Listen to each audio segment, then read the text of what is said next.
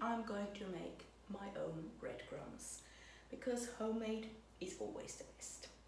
So if you can make your stuff yourself, why go and buy stuff in the supermarket with lots of ease and whatever inside? So also I made some pizza at the weekend, and I made too much dough, which I just baked in the oven, which gave me a nice little loaf like this.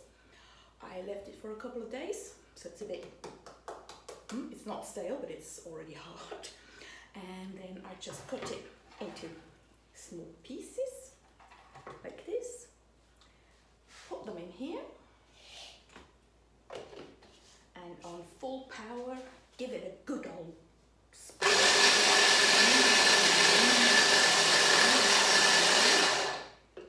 There we go. And there's my homemade breadcrumbs that I'm going to use for my cauliflower cheese, and you'll find the recipe on designandtravel.guide. So enjoy!